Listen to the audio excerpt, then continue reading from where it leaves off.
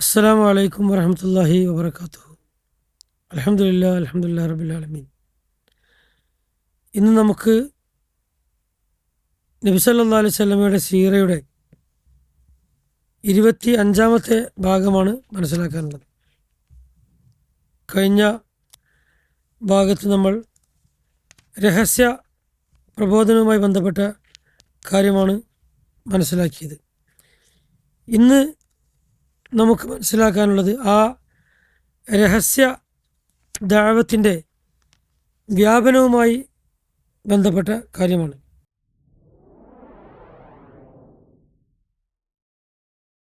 രഹസ്യ ദഅവത്ത് ആദ്യകാല മുസ്ലിങ്ങളിൽ എങ്ങനെയായിരുന്നു എന്നും അവരുടെ സവിശേഷതകളുമാണ് ഇന്ന് നമുക്ക് വിവരിക്കാനുള്ളത്.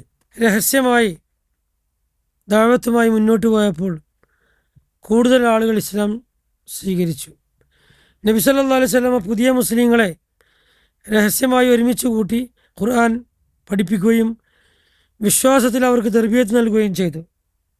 വിശ്വാസത്തിൽ അവരെ വളർത്തിക്കൊണ്ടുവരികയും ചെയ്തു. ഈ ഘട്ടത്തിൽ ഇറങ്ങിയ ഖുർആൻ വചനങ്ങൾ പ്രധാനമായും ഈമാനും തസ്കിയത്തും ആഖിറത്തും അതുപോലുള്ള വിഷയങ്ങളായിരുന്നു. അതിൽ ശ്രദ്ധ കേന്ദ്രീകരിച്ചുകൊണ്ടുള്ള പഠനങ്ങളായിരുന്നു ആദ്യകാലത്തുണ്ടായിരുന്നത്. ആദ്യകാല ഖുർആൻ അവതരണത്തിൻ്റെ സവിശേഷതകൾ കുറേ കാര്യങ്ങൾ പറയുന്നുണ്ട്. ചെറുതും ശക്തവുമായ സൂറത്തുകളും ആയത്തുകളും അവതരിപ്പിച്ചു. തൗഹീദ്, സ്വർഗം, നരകം, ന്യായവിധി, ആത്മശുദ്ധീകരണം എന്നിവയായിരുന്നു അതിലെ പ്രധാന വിഷയങ്ങൾ. വിശ്വാസികളുടെ മനസ്സിനെ ഉറപ്പിക്കുന്ന ആത്മീയമായ അന്തരീക്ഷം അവിടെ സൃഷ്ടിച്ചു. ആദ്യകാല മുസ്ലിങ്ങളുടെ എണ്ണം ഇത് കാരണത്താൽ തന്നെ വർദ്ധിച്ച് വരികയുണ്ടായി. വിവിധ ഗോത്രങ്ങളിൽ നിന്നുള്ള പുരുഷന്മാരും സ്ത്രീകളും ഇസ്ലാം സ്വീകരിച്ചു കൊണ്ടിരുന്നു.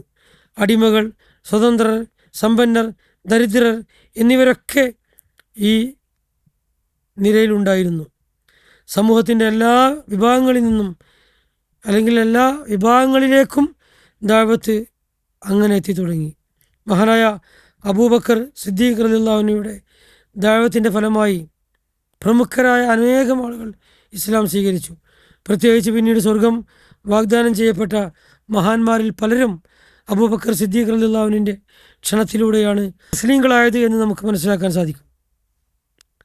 അബൂബക്കർ സിദ്ദീഖ് റളിയല്ലാഹു അൻഹു മുഖേന ഇസ്ലാം സ്വീകരിച്ച പ്രമുഖരിൽ പെട്ടവരായിരുന്നു ഉസ്മാൻ ബിൻ അഫ്ഫാൻ റളിയല്ലാഹു അൻഹു, സുബൈർ ബിൻ അവ്വാം റളിയല്ലാഹു അൻഹു, അബ്ദുറഹ്മാൻ ബിൻ ഔഫ് റളിയല്ലാഹു അൻഹു, സഅദ് ബിൻ അബി വഖാസ് റളിയല്ലാഹു അൻഹു, ത്വൽഹത്ത് ബിൻ ഉബൈദില്ല റളിയല്ലാഹു അൻഹു. അതുപോലെ മറ്റ് ആദ്യകാല മുസ്ലിങ്ങളായ ബിലാൽ ബിൻ റബാഹ്, അതുപോലെ Musab bin Umair, Abu Ubaidah bin Jarrah, Abu Salama റളിയല്ലാഹു അൻഹു, al Arqam bin Abil Arqam, Abdullah bin Masud റളിയല്ലാഹു അൻഹു, ജാഫർ ബിൻ അബി ത്വാലിബ് റളിയല്ലാഹു അൻഹു, Asma bint Abi Bakr, Fatima bint al Khattab, Said bin Zaid, Khabbab bin al Aratt, മറ്റ് നിരവധി മുൻഗാമികളായ സഹാബിമാരും ഇസ്ലാം സ്വീകരിച്ചിരുന്നു. ആദ്യകാല മുസ്ലിങ്ങളുടെ പ്രധാന സവിശേഷതകളിൽപ്പെട്ടതായിരുന്നു അവർക്ക് സത്യാന്വേഷണ മനോഭാവം അവരിലുണ്ടായിരുന്നു എന്നുള്ളതാണ്. നബി സല്ലല്ലാഹു അലൈഹി വസല്ലമയുടെ സത്യസന്ധതയിൽ പൂർണ്ണമായ വിശ്വാസം അവർക്കുണ്ടായിരുന്നു. അള്ളാഹുവിൻ്റെ മാർഗത്തിൽ ഉള്ള ത്യാഗസന്നദ്ധത അവരിൽ നിക്ഷിപ്തമായിരുന്നു. ദുഃഖങ്ങളും പീഡനങ്ങളും സഹിക്കാനുള്ള മനക്കരുത്ത് അവർക്കുണ്ടായിരുന്നു. ദഅവത്ത് പ്രചരിപ്പിക്കാനുള്ള ആത്മാർത്ഥത അവരിലുണ്ടായിരുന്നു.